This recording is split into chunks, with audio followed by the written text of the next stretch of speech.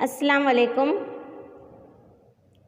Standard 11 subject economics chapter number 8 जिसका नाम था मासी इस्लाहत, गुजराती में कहते आर्थिक सुधाराओं।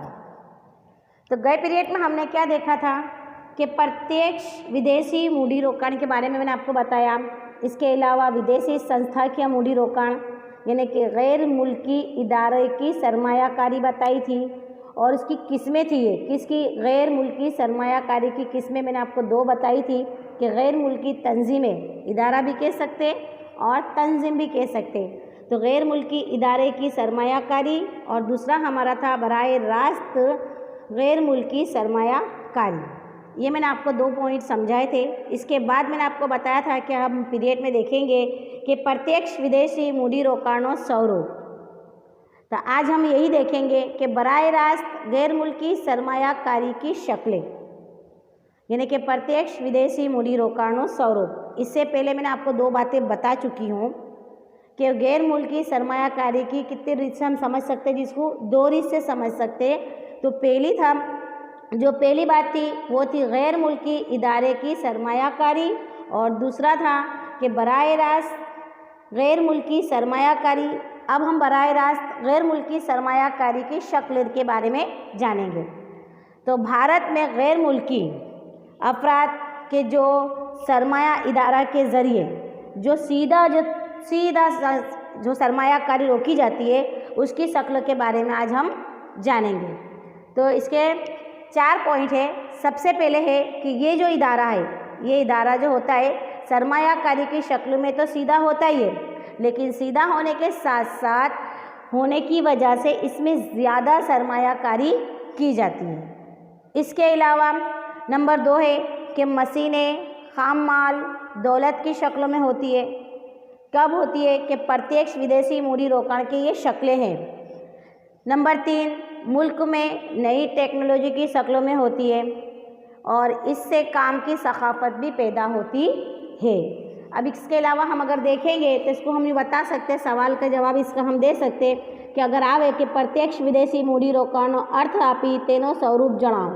तो मैंने इससे पहले ही बता दिया था कि सरमाया गैर मुल्की बराए रास्त गैर मुल्की सरमायाकारी किसे कहते हैं, और हम जब देंगे इसका जवाब तो यूँ लिखेंगे, जब गैर मुल्की तंजीमें मुल्क की मासियात में अशिया या खिदमात की पैदावार या फ़रोख्त के अलावा बराए रास्त सरमाई करती है तो उसे हम क्या कहते हैं? बराए रास्त गैर मुल्की सरमायाकारी कहते हैं।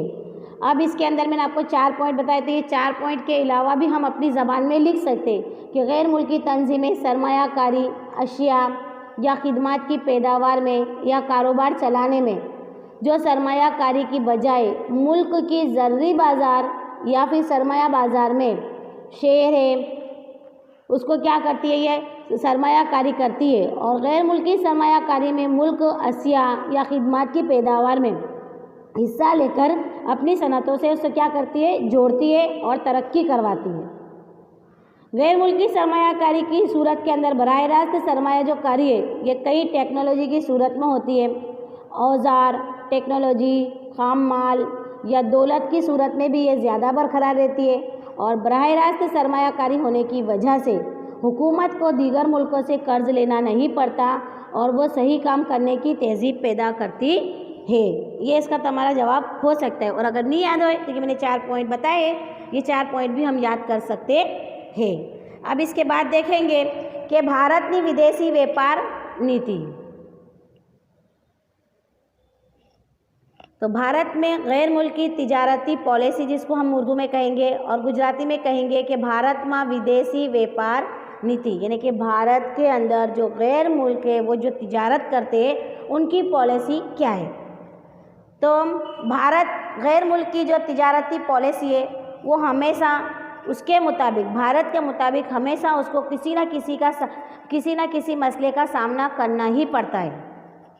तो अब वो क्या है? अब उसके अंदर कौन सी पॉलिसी होनी चाहिए? तो नंबर 1 है कि बैनुल अक़वामी जो हरीफाई के सामने जो हमारी घरेलू सनतें हैं उसकी हिफाजत के लिए जो दरआमद पर हमको क्या करना चाहिए? काबू रखना चाहिए। उसको रखने की हमको ज़रूरत है, क्योंकि अगर यहाँ पर हमारी जो भी आयात है अगर वो यहाँ पर जो पैदावार हो रही है और यहाँ पर उसकी ज़रूरत है और इसकी ज़रूरत होने के बावजूद भी हम उसकी क्या कर रहे ले, आयात कर रहे ले, यानी कि उसको क्या कर रहे ले, यानी कि ज़रूरत है और उसकी कमी है। बैनुल-अक़वामी हरीफाई के अंदर जो घरेलू सनतें हमारी, उसकी हिफाजत के लिए हमको दरामद, आयात का मतलब होता है दरामद और निकास का मतलब होता है बरामद। तो यहाँ पर आयत दिया है, आयतों पर यानी कि क्या है कि जो दरामद पर है, यानी कि जो बाहर से जो हम चीज़ें मंगवा रहे हैं उसको हमको क्या करना चाहिए, काबू रखना चाहिए। इसके अलावा अगर जो घरेलू सनतें हैं उसकी पैदावार में इजाफा और जो दरामद का मुतबादिल के लिए टेक्नोलॉजी, मशीनें, इसके अलावा मुकम्मल जो मशीनें हैं वो तमाम वसाइल की दरामद का तनासुब हमको तय करना चाहिए। नंबर 3 है कि गैर मुल्की सरमायाकारी के बचाव के लिए जो गैर ज़रूरी अशिया की जो दरामद पर हमको काबू करना चाहिए, जिसकी हमको बहुत ज़रूरत नहीं है, उसकी आयत हमको करना नहीं चाहिए। तो ये है भारत की क्या है, भारत की गैर मुल्की तिजारती पॉलिसी। इसके बाद चौथा है जो दरामद के लिए हम जो पैसा चुकाते उसके लिए जो ज़रूरी गैर सरमायाकारी कमाने के लिए उसकी क्या करना चाहिए, हमको ज़्यादा से ज़्यादा के गैर सरमायाकारी के लिए हमको क्या करना चाहिए, दरामद करना चाहिए, बरामद करना चाहिए, यानी कि बाहर उसको भेजना चाहिए कि जिसके नतीजे के अंदर हमारे मुल्क के अंदर क्या आएगा, गैर मुल्की पैसा आएगा। इसके बाद 5वां पॉइंट है कि भारत की जो अशिया है जिसका जो तनासुब है, उसके जो मसला है, जो सवाल है, वो बैनुल-अक़वामी तिजारत के सामने टिकता नहीं है, यानी कि हमेशा नहीं टिकता। तो गैर मुल्की पॉलिसी के लिए हमें इस मसले को सबसे पहले, ये मसले को हमको सुलझाना चाहिए। नंबर 6 है कि गैर मुल्की जो पॉलिसी है, तिजारती पॉलिसी है, उसमें रोज़गारी के मुनहसिर पर जो छोटी छोटी जो सनतें हैं उसकी पैदावार और उसकी तोसी हमको करना बहुत ज़रूरी है, क्योंकि अगर बड़ी सनतों को अगर तोसी मिलती है तो जाहिर सी बात है उससे जो छोटी सनतें हैं उसको भी रोज़ी रोज़गार मिलेगा ही। नंबर 7 है कि बैनुल-अक़वामी तिजारती में जो गैर मुल्की सरमायाकारी है उसकी जो ज़रूरत हमको पेश आती है, इसीलिए हमारी जो बैनुल-अक़वामी जो तिजारत का जो मसला है वो बैरूनी तिजारत के मसले करते बिल्कुल कैसा है, अलग है। इसी तरह हम तमाम मसलों को ध्यान में रखकर अगर भारत के अंदर गैर मुल्की तिजारती पॉलिसी को पेश करते हैं तो हमारे जितने भी जो हमारे वक्त पर है ये सब तब्दीली लाना बहुत ज़रूरी है। नतीजन जिसके नतीजे में क्या हो सकता है कि हमारी जो व्यापार नीति है, जो हमारी क्या है तिजारती पॉलिसी है, इसको तब्दीली लाएंगे तो हमारे मुल्क के जो अर्थतंत्र, जो माशी निज़ाम है, उसमें भी तब्दीली आएगी। अब इसके बाद देखेंगे कि भारत ने विदेशी व्यापार नीति ना तबकाओ। तो भारत में गैर मुल्की तिजारती पॉलिसी के तबकात 2 है। कितने हैं? 2 है। सबसे पहले है आलमगीरियत पहले की गैर मुल्की तिजारती पॉलिसी और दूसरी है आलमगीरियत के बाद की गैर मुल्की तिजारती पॉलिसी। तो सबसे पहले हम देखेंगे कि आलमगीरियत पहले की गैर मुल्की तिजारती पॉलिसी क्या है।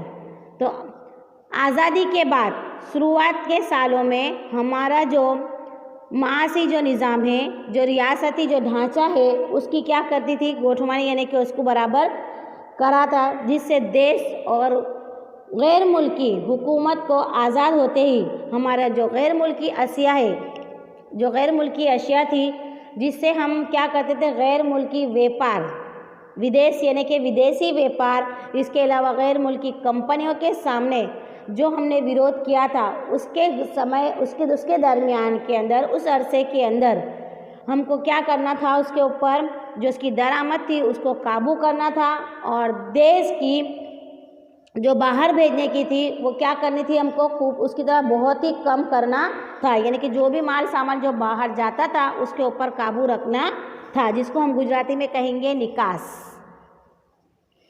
अब भारत के अंदर मुश्तरका माशी निज़ाम है, याद रहे भारत ने कौन सा महासी निजाम स्वीकार किया है?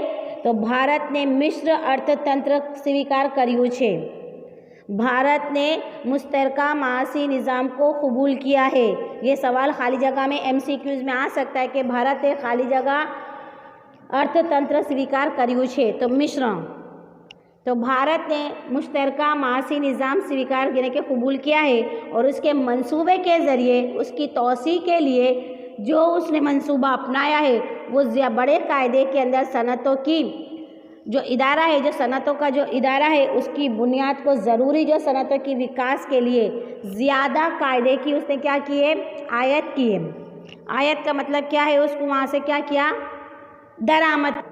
और गैर मुल्की सरमायाकारी को क्या किया? कम करा और जो इस्तेमाली अशिया है उसकी दरामद पर उसने क्या कर दिया? ज़्यादा से ज़्यादा काबू में किया। अब भारत के अंदर जो गैर मुल्की तिजारती पॉलिसी में मुल्क की सनतों की मुहाफ़िज़त के ऊपर उसने क्या रखा? बोझ रखा, दरामद पर काबू लगाया और निकास यानी कि जो बाहर जो अशिया पैदावार करके जो बाहर भेजनी थी उसकी तोसी करने का ख्याल किया। और भारत की जो निकास थी यानी कि भारत की जो क्या थी? बाहर जो भेजने का सामान था, बरामद था, उसकी जो कौन कौन सा था? एक तो खेती की पैदावार, ज़राती पैदावार, इसके अलावा जो हाथ से काम करते जिसको हम कहेंगे हस्तकला, इसके अलावा जो जेवरात थे, ये तमाम के तमाम अपनी परंपरा के हिसाब से उसने उसको क्या किया? बाहर यानी कि उसका क्या किया? निकास के साथ साथ यानी कि उसकी बरामद के साथ साथ टेक्नोलॉजी पर मुनहसिर गैर ज़रूरी जो निकास थी, जो गैर ज़रूरी बरामद थी, उसके अंदर भी उसने क्या कर दिया गया? इजाफा किया। किसने किया? भारत ने। कब किया? आलमगीरियत के पहले की बात है ये। अब गैर मुल्की सरमायाकारी जब बाज़ार के अंदर रुपया है वो सरकार के काबू में रखा, जहाँ पर रुपये की कदर थी उसके ज़रिए जो बरामद में इजाफा की जो पॉलिसी उसने जो अपनाई थी, किसने? भारत ने। जो कि रुपयों के अंदर उसकी तस्ख़ीस से जो बरामद क्या हो गई थी? महंगी हो गई थी, लेकिन उसके अंदर उसने साथ साथ क्या किया? उसके अंदर कमी भी की और ख़र्च में इजाफा करके लेन देन के मुकाबले में जो मसला पैदा हुआ उसकी शुरुआत के अंदर जो बरामद थी जिसके मुतबादिल के ज़रिए वो क्या करता था? भारत के अंदर जो दरामद का जो ख़र्च था उसके अंदर उसने क्या किया? कमी की और कमी करके कमी करने की पॉलिसी अपनाई और कमी करने की पॉलिसी अपनाने के बाद दरामद की जो मुतबादिल थे यानी कि जो दरामद जो अशिया बाहर से मंगाता था उस अशिया के अंदर उसने मुतबादिल के अंदर ख़ुद को अपने जो देश है उसकी अशिया की पैदावार के अंदर उसने क्या कर दिया? पॉलिसी अपनाई। यानी कि बाहर से जो पैदावार हमको अगर कमी होती है तो हम उसको बाहर से मुल्क में दूसरे मुल्क से क्या करते थे? दरामद करते थे। तो भारत ने क्या किया? जिसकी वजह से हमारा जो रुपया था वो ज़्यादा दूसरे के पास ज़्यादा था, लेकिन भारत को पॉलिसी ऐसी अपनानी थी कि गैर मुल्की पैसा हमारे यहाँ पर आए।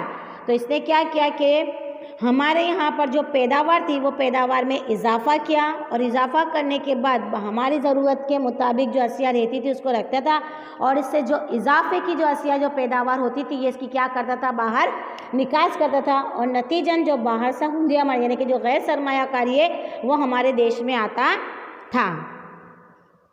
अब इसके बाद हम देखेंगे दूसरा आलमगीरियत के बाद की गैर मुल्की तिजारती पॉलिसी। तो 1951 से भारत में जो मासी पॉलिसी में तब्दीली थी वो गैर मुल्की तिजारती पॉलिसी की हिफाजत के बदले उसको आज़ादी पॉलिसी की तरफ बनाया गया। रुपयों को गैर मुल्की सरमायाकारी बाज़ार के अंदर तरतीबवार कर दिया गया। दरामद और बरामद की इजाज़त कम कर दी गई।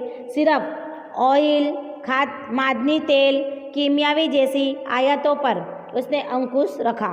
यानी कि ये हमारे पास इतना चीज़ नहीं है, ये हमको बाहर से ही मंगाना पड़ता है। पेट्रोल है, ऑयल है, मादनी तेल जिसको हम कहेंगे कीमियावी है, ये तमाम के तमाम हमारे देश के अंदर इसकी कमी है। तो नतीजन हम क्या करते हैं कि बाहर से मुल्क से हम मंगाते हैं। तो मुल्क से मंगाने के बावजूद भी हमारे पास जो सरमाया थी, हमारा जो सरमाया है, तो ये सरमाया हमारे से ज़्यादा जाता है, क्योंकि मैंने इससे पहले ही बता दिया था कि जो मुल्क की जो है वो उसको कायम करते हैं डॉलर के अंदर। फी कर सामग्री ने ये तमाम के तमाम किस में होती है, डॉलर में होती है। तो उसको किस हिसाब से दिया जाएगा, डॉलर के हिसाब से दिया जाएगा, जिससे हमारा पैसा क्या होगा, ज़्यादा खर्च होता है। अब इसके अलावा सीधा जो गैर मुल्की सरमायाकारी की जो छूट और जो निजी सरमायाकारी से जो गैर मुल्की कंपनियां अब हमारे देश के अंदर अशिया की पैदावार और फ़रोख्त करती है। हमारे भारत में भी बहुत सी ऐसी कंपनियां हैं कि जो गैर मुल्की है, जैसा कि अभी फंटा है, ये तमाम के तमाम जो कंपनियां हैं, एलजी है, ये तमाम के तमाम कंपनियां हमारे भारत की नहीं है, बल्कि ये कहाँ की है, गैर मुल्की है, यानी कि वो यहाँ पर आकर तिजारत यानी कि उनका व्यापार करती है। तो भारत ने आलमगीरियत का फ़ायदा हासिल करते हुए दूसरे मुल्कों में क्या करी, उसकी निकास करी, यानी कि बाहर भेजा, उसके अंदर इजाफा किया, दूसरे मुल्कों को हमारे मुल्कों में क्या दिया, इजाज़त दी, यानी कि तिजारत करने की। और 1991 के बाद गैर मुल्की जो व्यापारी पॉलिसी है, यानी कि तिजारती पॉलिसी है, वो बैनुल अक़वामी तिजारती में भारत का हिस्सा क्या हुआ, ज़्यादा होते हुए 1995 में विश्व व्यापार यानी कि दुनिया का तिजारती जो भारत उसका क्या बना, मेंबर बना। कब बना, 1995 में। 1995 में विश्व व्यापार संगठन नो भारत सभ्य बनियो, ये भी आपका MCQs में आता है। तो भारत कब बना उसका मेंबर, दुनिया विश्व व्यापार का मेंबर कब बना, 1995 में, 1995 में बना।